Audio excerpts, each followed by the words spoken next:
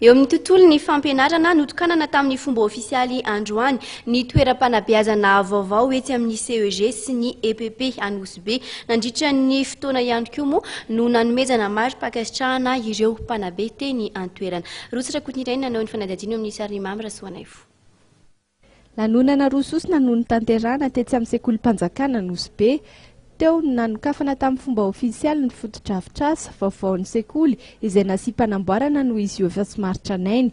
Vokatry ny fiaraha-miasa teo ampamatsy vola FID na ny Fonds d'intervention pour le développement moa nahavita ny asa.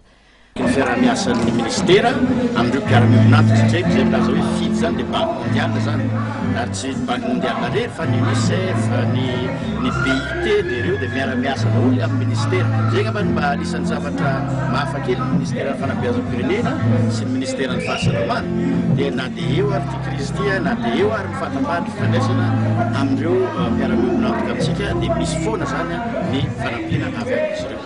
Anisan'ny olana izay mipetraka hatrany mahakasika ny fanomezana ny tambon-karama an'ireo mpampianatra firamina nanome fanazavana mahakasika azy io indrindra ny ministry ny fanabeazam-pirenena ary nambarana fa tsy mbola voafeny tena isa marina ireo mpampianatra firamina.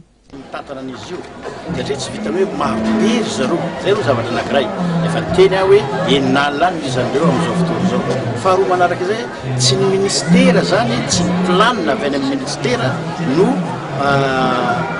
andraisana andreny mpampianatra firamina ireny fa zavatra avy any amin'ray aman-dreny mpianatra ka ny ministera dia tsy mahavoafehy mihitsy ny isan'io satria tsy miankina aminy zany ny mpampianatra firamina fa zay efa raisiny ray aman-dreny mpianatra miezaka ny fitondram-panjakana manampy azy ireny. Misy moa ny natao raisinao mpiasa-panjakana teo zao dia efa misy arivo mahery no raisinao mpiasa-panjakana. Ny lanonana izay natao androany moa dia tafiditra indrindra ao anatin'ny fahatelopolo taona nisy ny sekoly mpanjakana Anosibe izay ahitana ny CEG sy ny EPP. Nisy nandritra ny fotoana ny fanomezana mari-pankasitrahana ho an'ireo mpampianatra izay nahavita be teo amin'ny sekoly.